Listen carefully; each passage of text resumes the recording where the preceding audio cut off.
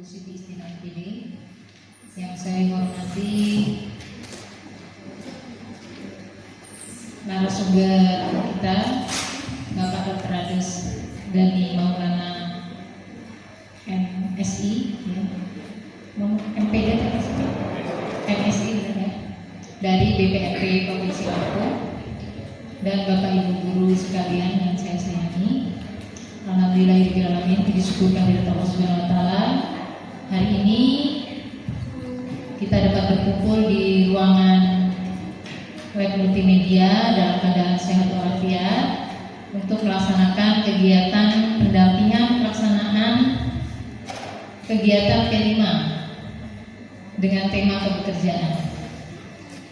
Alhamdulillah Bapak Ibu, peserta kali ini untuk guru P5 itu kita seluruhnya ada 45 guru Bapak Ibu. Jadi guru P5 dari kelas 10, kelas 11 dan kelas 12 itu jumlah seluruhnya adalah 45 guru. Jadi mungkin pagi ini belum hadir semua, mungkin ada keperluan lain dan mungkin masih ada yang di kelas ya. Jadi kegiatan ini tujuannya nantinya adalah pembuatan modul P5 Bapak Ibu. Jadi kegiatan kita itu ada 3 hari, rangkaiannya 3 hari. Yang pertama hari ini nanti penjelasan konsep modul P5 ya.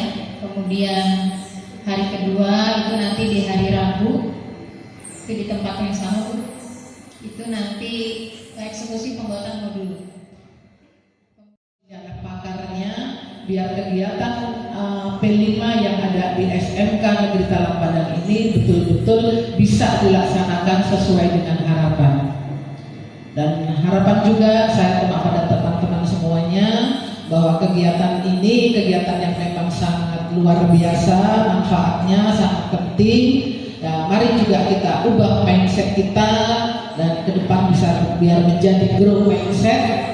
Tidak hanya sekedar dokumentasi yang kita pelajari, yang kita miliki, namun terlebih bagaimana implementasinya. Sehingga anak-anak bisa belajar benar-benar sesuai dengan keinginannya, sesuai dengan kemampuannya, jadi kemerdekaannya bisa didapat. Karena terkait dengan IKM ini, bahwa pembelajaran betul-betul harus berfokus pada siswa, bukan berfokus pada guru. Didiklah anak-anak sesuai dengan akalnya, asuhlah sesuai dengan budinya, bukan akalku dan budiku. Nah itu harapan dari IKM ini. Untuk itu waktu nanti kami serahkan sepenuhnya kepada Bapak Dhani. Mohon dibimbing semua teman-teman ini Pak ya. Dan maaf nanti kalaupun saya tidak bisa mendampingi sampai akhir karena kami masih banyak kegiatan yang seharusnya hari ini juga ketemu dengan Bapak Kepala Sekolah, namun karena Bapak Kepala Sekolah ada kegiatan di provinsi, mungkin hari ini nanti saya dengan Ibu Aulia. Itu saja sambutan dari saya dengan mengucap Bismillahirrahmanirrahim. Acara workshop pada hari ini kita nyatakan dibuka.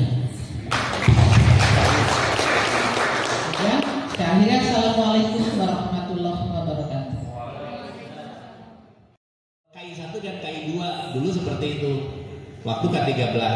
Di kurikulum ini P3 dikembangkan di kelas oleh guru mapel, dikuatkan di kelas oleh guru mapel, tapi dinilai pada saat P5. Sehingga yang namanya penilaian karakter tidak dilakukan oleh Bapak Ibu guru sebagai guru mapel, tapi dilakukan oleh Bapak Ibu sebagai guru koordinator atau narasumber atau fasilitator proyek P3 gitu. Jadi ada sedikit perbedaan. Kalau dulu Bapak Ibu sebagai guru mapel punya kewajiban untuk pengembangan karakter sekaligus menilai. Tapi di kurikulum ini Bapak Ibu punya kewajiban dalam pembelajaran sehari-hari mengembangkan karakter, itu kewajiban kita semua. Jadi P3-nya dengan 6 dimensi itu dikembangkan dalam pembelajaran sehari-hari. Tetapi penilaiannya dilakukan pada saat P5. gitu. Sehingga rapot P5 itu didapatkan dari penilaian selama P5 itu dilakukan, tidak dilakukan dari penilaian sehari-hari. Itu perbedaan antara pengembangan karakter waktu K13 dengan pengembangan karakter di kurikulum Merdeka. Oleh karena itu saya ingin melihat dulu modul yang sudah Bapak Ibu buat dari proyek-proyek yang sudah Bapak Ibu lakukan 2 tahun yang lalu. Kira-kira modulnya seperti apa? Siapa yang megang?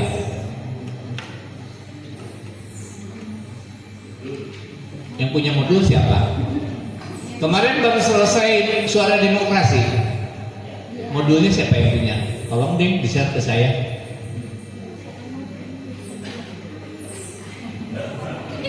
Kebenaran kalau masih di laptop kan bisa langsung di-share ke WA saya.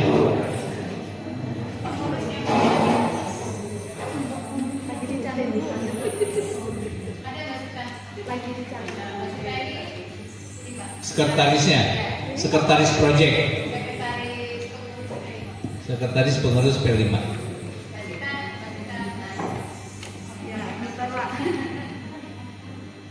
Baik, sebelum sambil nunggu filenya di-share ke saya, ada keluhan dulu, ada pertanyaan dulu, saya tampung. Saya belum ngasih materi dulu, saya ingin tahu apa yang sudah Bapak Ibu lakukan selama 2 tahun.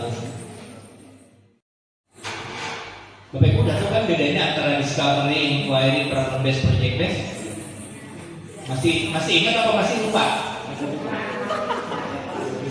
Karena kan konsepnya banyak belajar, banyak lupa. Sedikit belajar, sedikit lupa. Yang enak nggak usah belajar, kan yang lupa.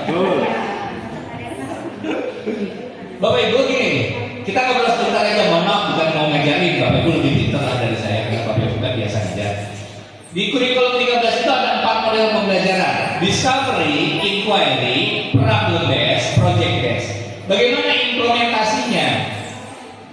Saya kebetulan guru biologi.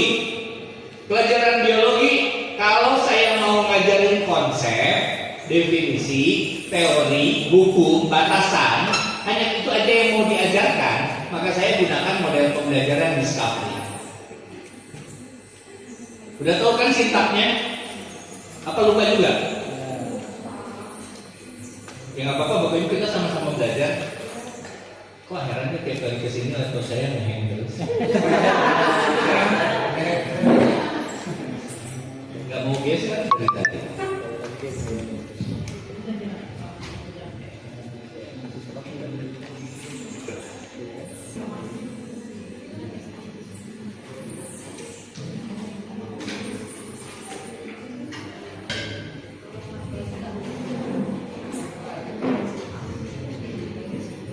Sekalian mengenai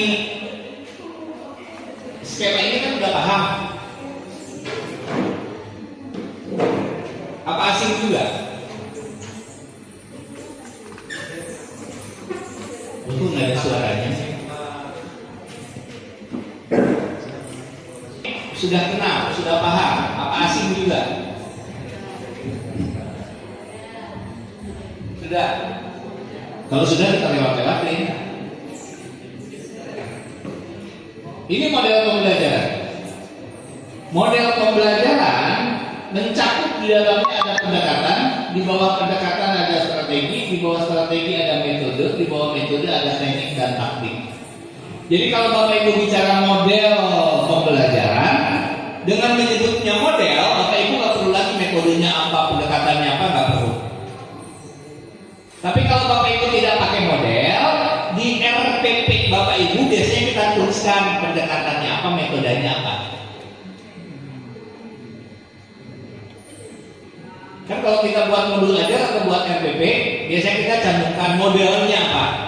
Kalau sudah cantumkan modelnya, karena model sudah mencakup yang lain-lainnya, maka model pembelajaran sudah mewakili semua teknik pembelajaran yang ada. Tapi kalau Bapak Ibu tidak pakai model, maka biasanya di modul ajar atau di RPP Bapak Ibu cantumkan ada pendekatan dan metode biasanya. Nah, kalau di proyek P5 ada tahapannya. Tahapan mana yang mau Bapak Ibu kembangkan?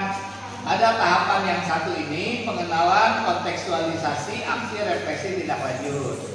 Ada tahapan yang kedua, mengamati, mendefinisikan, menggagas, memilih, merefleksikan. Ini terutama yang dihasilkan kalau berupa ide, proyeknya berupa ide, berupa gagasan. Ada juga yang pakai ini, temukan, bayangkan, lakukan, bagikan. Ini kalau mengenali terhadap sesuatu fenomena, begitu. Tetapi kalau mau kembangkan secara umum, sebetulnya Bapak Ibu bisa mengembangkan yang ini. Nah, yang ini saya menamakannya tahapan ini. Tahapan yang pertama, pengenalan atau konseptualisasi, pemberian konsep. Tahap yang pertama konseptualisasi. Tahapan yang kedua baru kontekstualisasi. Tahapan yang ketiga aksi, tahapan yang keempat refleksi, tahapan yang kelima tindak lanjut. Contohnya begini. Sekolah kita banyak sampah.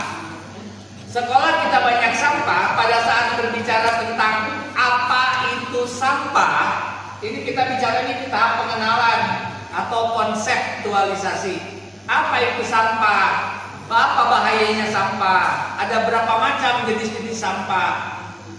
Kemudian bagaimana pengelolaan sampah yang sebaiknya? Jadi pemberian teori-teorinya ada di sini. Setelah teorinya diberikan di sini, baru kontekstualisasi. Anak melihat dalam kondisi lingkungan nyata, sampah di sekolah kita itu ada di mana? Kenapa ada sampah di sekolah kita? Apa pembuangan sampahnya? Apa tempat sampahnya? Apa karakter anak membuang sampahnya? Di mana saja sampah itu ditemukan? Dan mohon maaf, kadang-kadang sampah itu tidak harus di luar. Di bawah meja itu kadang-kadang banyak sampah kan, meja anak-anak.